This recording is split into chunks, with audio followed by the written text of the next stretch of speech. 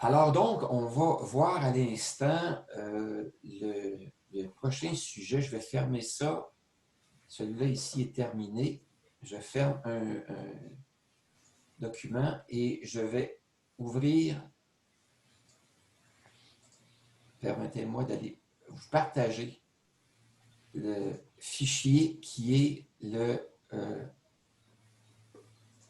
l'importation de données en format CSV provenant du site d'Accéder. Donc, il y a certaines personnes parmi vous qui ont déjà fait l'expérience.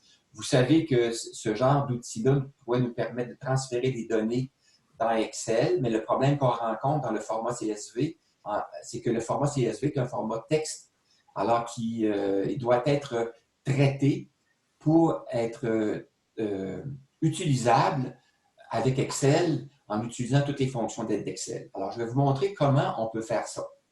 Premier élément, c'est dans notre compte Accéder, il s'agit d'utiliser un des items qui apparaît à droite. Est-ce que c'est assez gros ou je devrais grossir un peu? Oui. Je vais grossir un peu la présentation. Alors, lorsqu'on a notre écran de démarrage d'Accéder, il y a un item qui s'appelle Relevé et documents.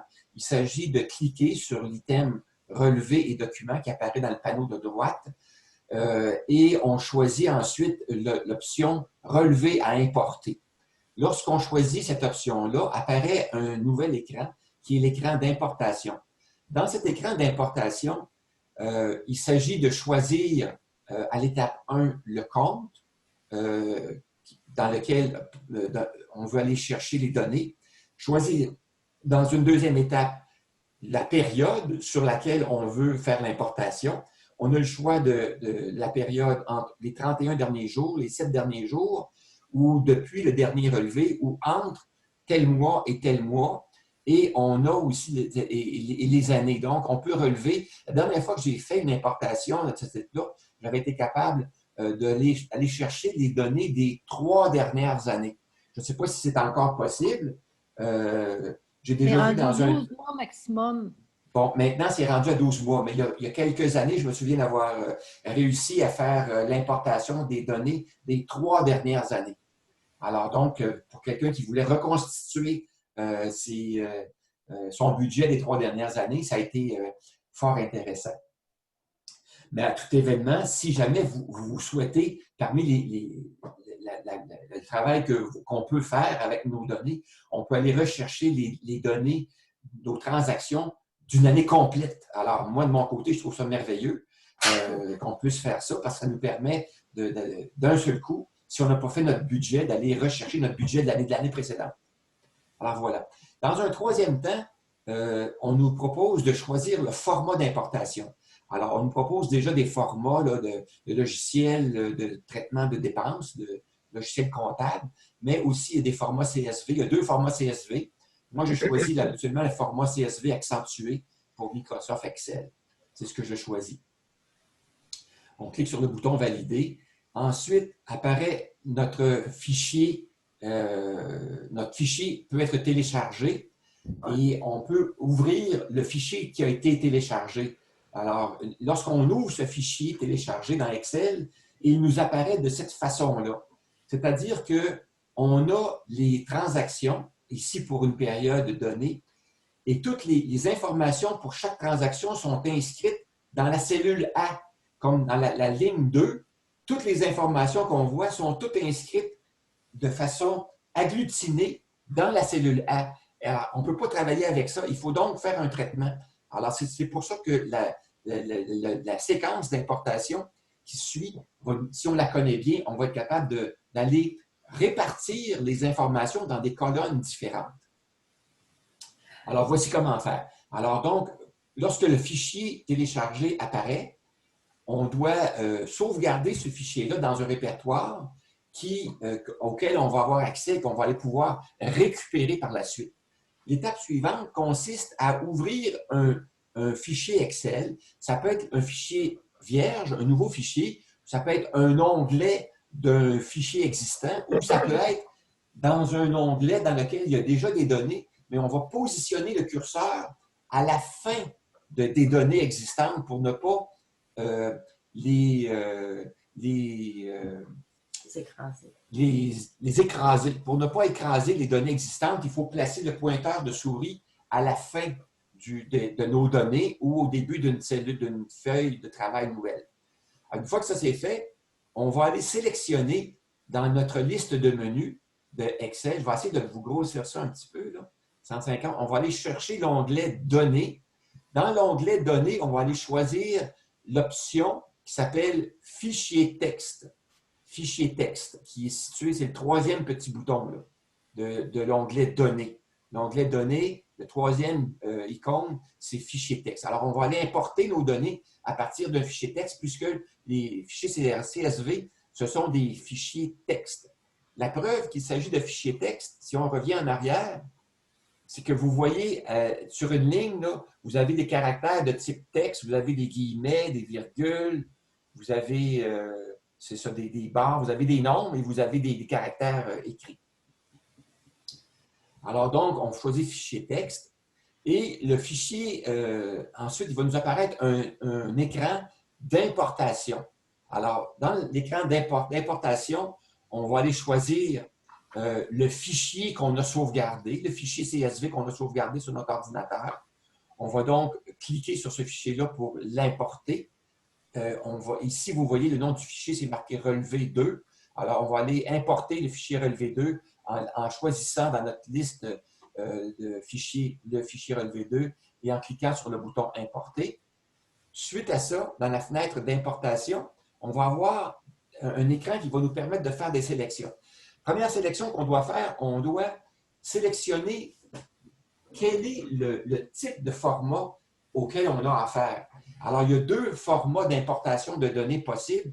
Il y a le format dans lequel les champs ou les données sont séparés par un caractère qui sépare les données, ou encore, c'est un fichier dont l'enregistrement a une largeur fixe. Dans notre cas, à nous, c'est un fichier qu'on appelle délimité, c'est-à-dire que des caractères tels que des virgules ou des tabulations séparent chaque champ d'information. D'ailleurs, vous pouvez le voir, dans le bas du fichier, vous voyez qu'on a à la ligne 1 des guillemets et à la fin, ici, on a un point-virgule, d'autres guillemets, point-virgule. Alors, ce qu'on voit là, c'est que la séparation des champs est faite par le point-virgule.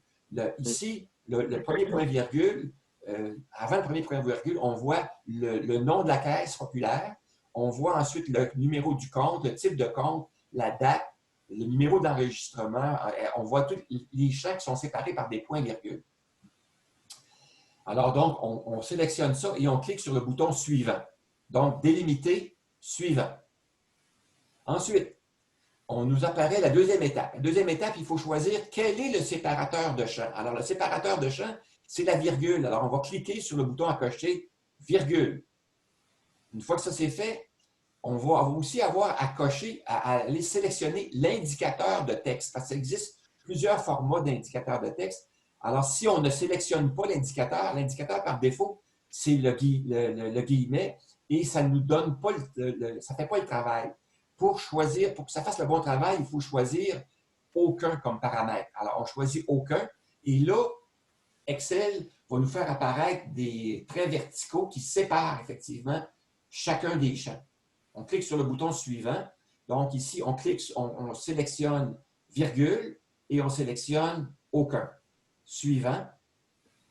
Ensuite, on sélectionne l'endroit où on veut que Excel dépose les données importées. Alors ici, c'est la feuille existante dans la cellule A2.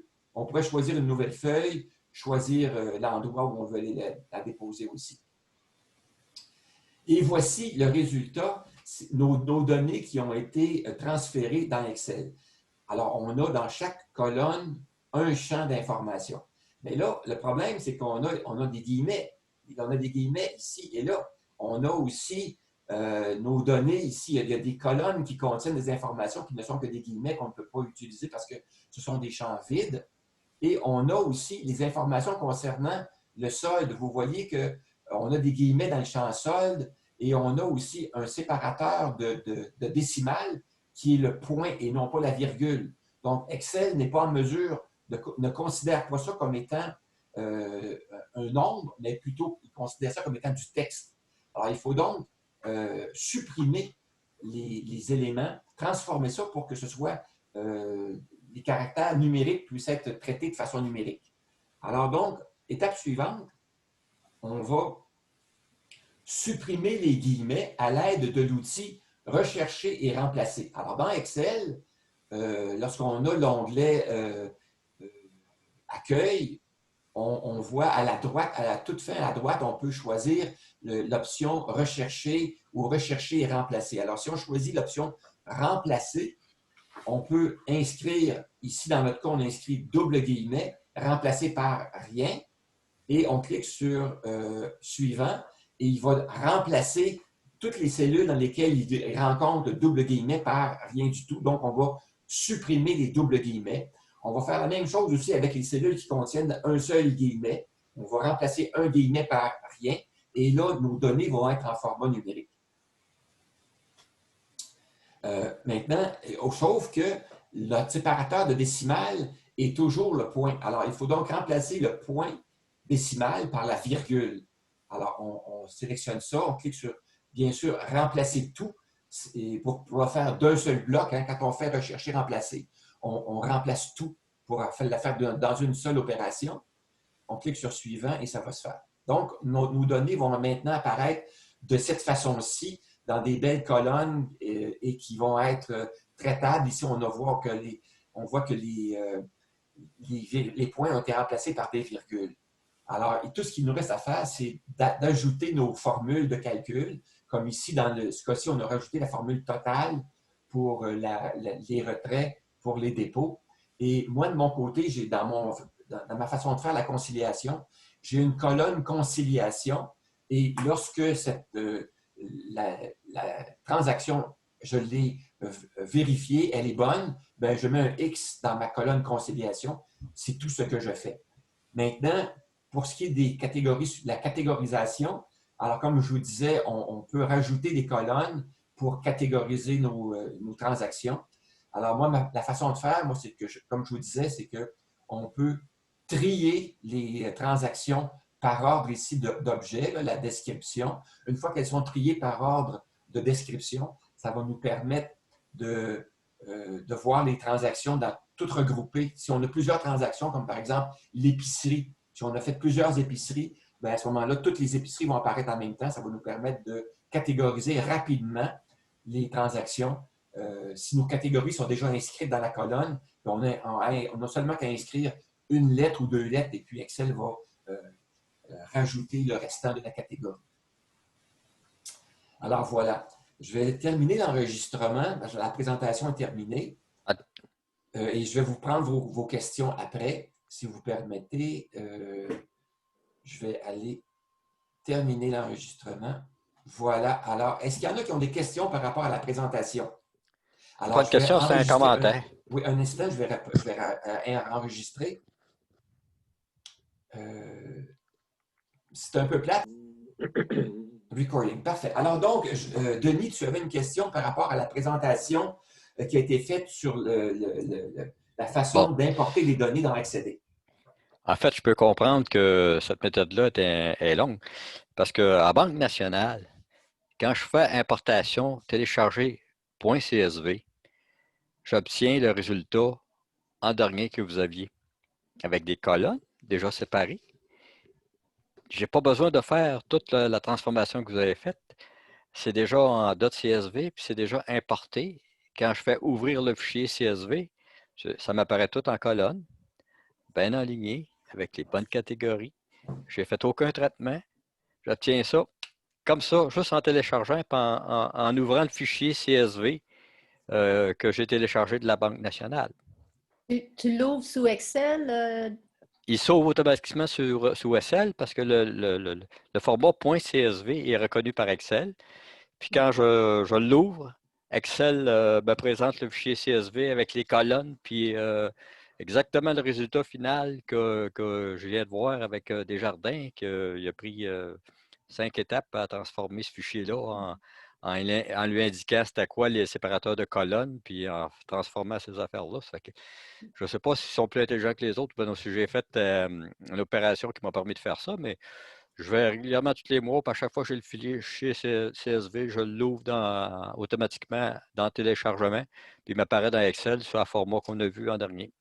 Ouais. Il y aurait peut-être lieu de le signaler à Desjardins à ce moment-là, parce que Ben, Desjardins, je trouve qu'ils ne font pas de job. Ils me laissent faire le job. Je non, mais trouve c'est que vrai. Il y a sûrement quelque chose que, qu'on n'a pas. Ben, eux autres, ils font ça pour des informaticiens qui veulent faire bien des traitements là-dessus. Là. Puis c'est sûr que le commun des mortels, convertir du texte qui apparaît tout sur la même ligne, puis qui n'est pas séparé, qu'il y a des séparateurs, il faut reconnaître les séparateurs, il faut savoir un peu que ça existe, comme nous a expliqué Bernard, mais moi, je fais ça, ça se fait automatique. Je sais pas ce que tu en penses, Jean. Ben, moi, je pense qu'il y a une interface tout simplement qui traduit le texte. En fait, il y a une interface qui fait le travail que Bernard nous a montré. Ouais. C'est sûr que, mais ça pourrait se faire avec Desjardins. Vous pourriez n'importe quoi, mettons, programmer votre Excel pour qu'il utilise l'interface de façon par défaut dès qu'il ouvre un fichier CSV. Mais, comme Denis dit, c'est pas à la portée de tout le monde de créer cette interface-là. Non. Ben non, ouais. C'est facile. Ça peut être, comme ils disent en anglais, tedious. Mais là, C'est-à-dire j'ai que compris que la Banque nationale l'a fourni pour Denis, puis ça va très bien. ben, ça va pour tous les clients, là, pour ceux qui ont un compte à la Banque nationale, pour toutes les transactions, pour tous les relevés de compte, pour toute la patente. Là, Puis l'interface, c'est une macro, hein, ce que Bernard utilise souvent. Alors, c'est simplement une macro, puis on peut ouais. lui dire passe par Ouais. défaut par la macro, tout simplement. Ouais, mais juste écrire une macro, là, tout est informaticien, mais c'est pas à la portée de tout le monde. Non, On va non, faire, ça demande de la réflexion, puis ça demande du temps. Je suis d'accord avec Ben toi. voilà. Ben, je voulais on va dire. faire une demande à Desjardins pour qu'il crée la macro, là, l'interface pour ses Ben, clients. Bernard avait une autre façon de faire, c'est celui de copier directement. Copier. Puis quand il copie, il obtient ça dans les colonnes à la bonne place. Mhm. Puis il n'y a pas besoin de se soucier du format. Parce que je pense que quand il copie, il est déjà dans le format Excel. Ben, sauf oui, pour les dates. Ça dépend où tu le prends, comme je l'expliquais tout à l'heure. Là. Possible. Ça dépend où tu vas chercher tes C'est un données. commentaire que je voulais vous Oui. amener. Pour les gens qui utilisent la Banque nationale, beaucoup plus simple, beaucoup plus rapide. Pas d'opération à faire par tout. Le fichier m'apparaît sous Excel en CSV.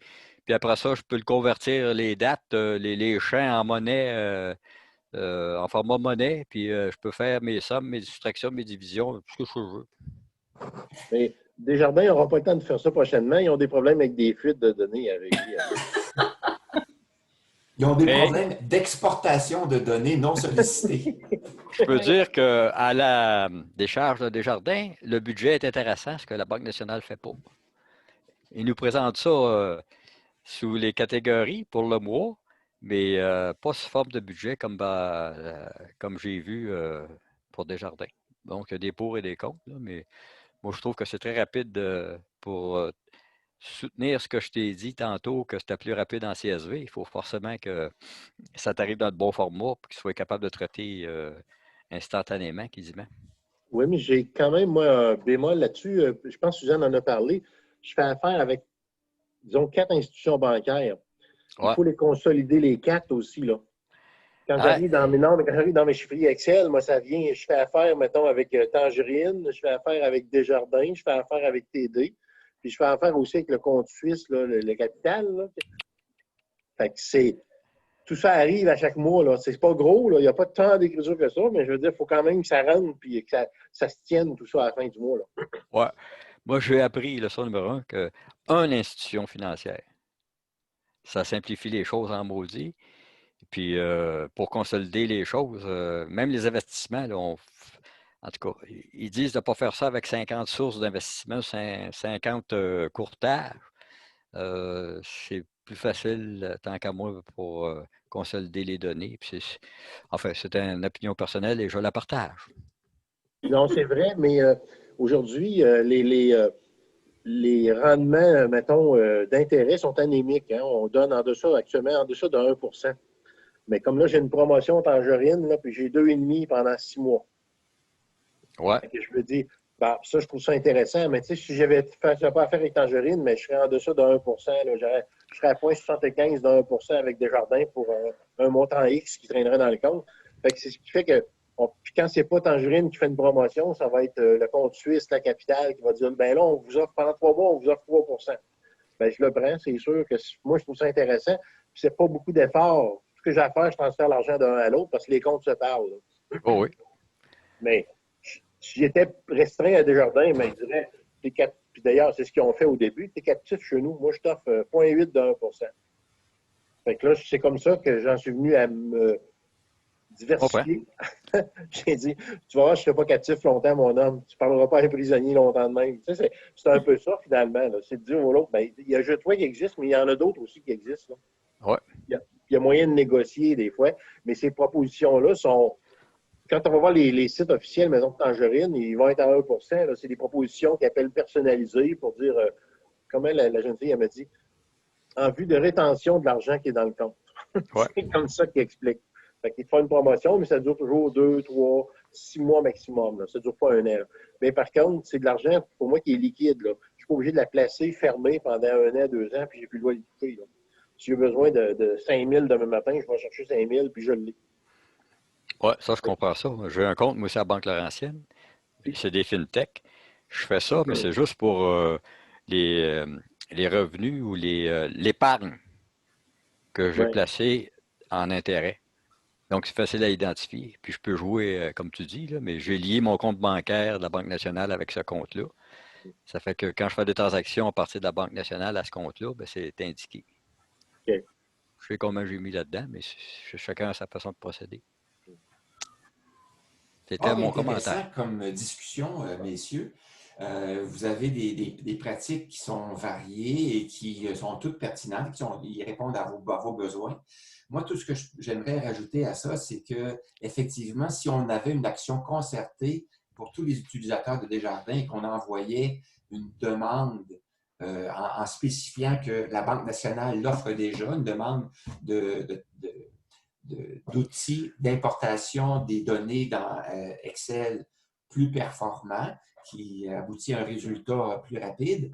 Ce serait une demande qu'on pourrait faire collectivement qui pourrait peut-être être reçue par Desjardins et peut-être que dans 5 ou 10 ans, on aurait l'occasion de voir la réalisation d'un tel outil.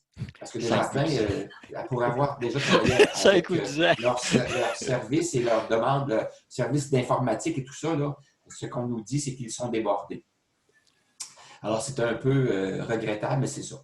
Alors donc, mais il n'y a rien qui nous empêche de faire une demande ensemble. Peut-être que ça va vous permettre de faire une pression plus grande. Par ailleurs, je peux vous dire que l'outil que je vous ai présenté d'importation dans Excel, c'est la même procédure qu'on utilise pour plusieurs sources. Hein. Alors, parfois, les écrans vont varier un petit peu, mais si vous importez vos données, par exemple, d'un compte de carte de crédit, ça va être la même procédure, la même logique qui est derrière, ou de l'importation de données hautes venant de d'autres sources, ça va rester la même façon de procéder. De mon côté, moi, j'utilise l'outil d'importation de Excel pour importer les données qui proviennent des inscriptions que les gens font aux activités de formation que j'offre. Alors, vous vous rappelez que la PRQ a envoyé un message d'invitation aux gens à s'inscrire à des capsules de présentation des calculateurs que j'offre cet automne, les mercredis matins. Alors, j'ai reçu des inscriptions. Les inscriptions sont je les reçois dans Google. J'ai utilisé un formulaire de Google, on appelle Google Form. C'est ce que j'ai utilisé pour solliciter les inscriptions. Les gens remplissent le formulaire d'inscription à l'écran, c'est un formulaire Internet. Et je reçois les données que je peux aller chercher en format CSV. Et j'utilise cet outil-là pour l'importer dans Excel et faire le traitement par la suite. Alors donc, est-ce qu'il y a d'autres questions ou commentaires par rapport à l'outil d'importation des données? Sinon, je vais fermer l'enregistrement.